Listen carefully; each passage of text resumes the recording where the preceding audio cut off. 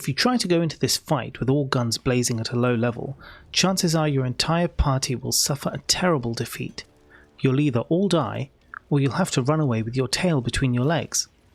That being said, you can beat this fight with some careful planning. For this fight, I have my character, a gnome monk, Astarion, Lae'zel, and Shadowheart.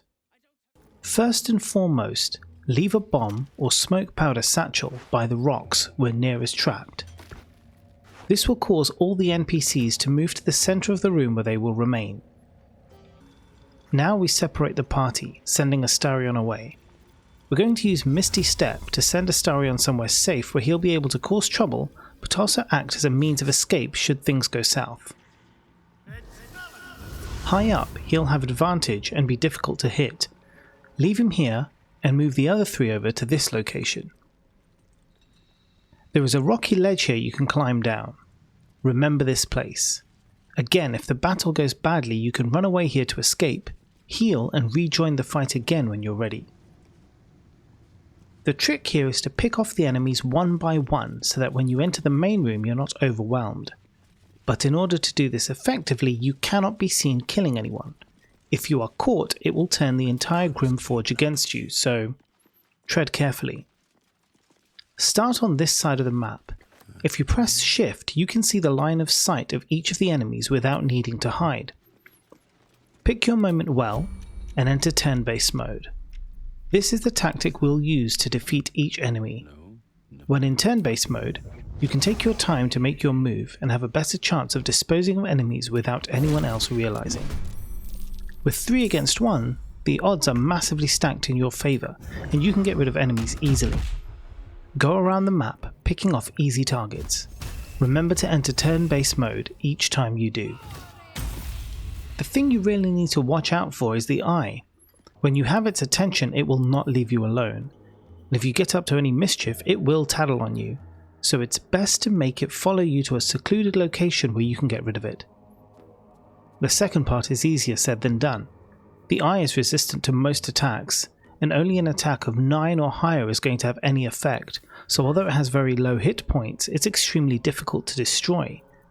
This is where any thunder attacks you have is going to help. It's weak to thunder damage, and a single attack can destroy it in one hit.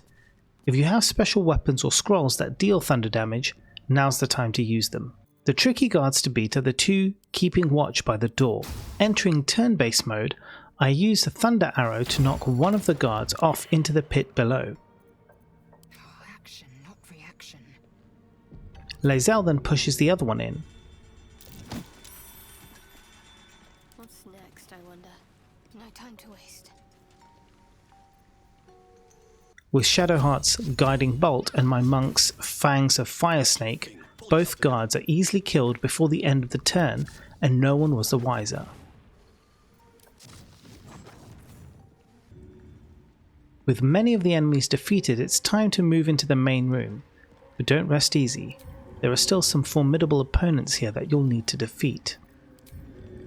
You can split the party and set each player up in a position where they can do the most damage. There are a few enemies here who can cast mind controlling spells, and you'll want to make sure you deal with them quickly.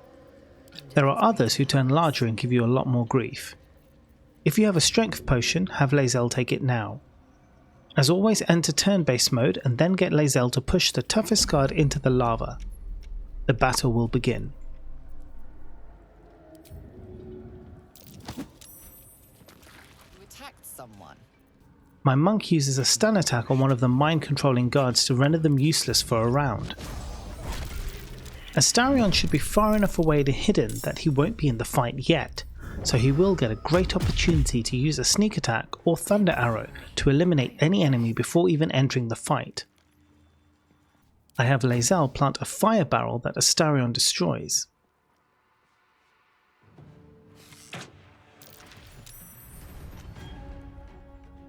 Once all the enemies have been defeated in this way, you can free Nere from his rocky prison. Nere immediately kills one gnome in a cutscene, but aside from that one he won't get a chance to touch another as you quickly enter turn-based mode whilst the cutscene is still in play and wail on him with all your attacks.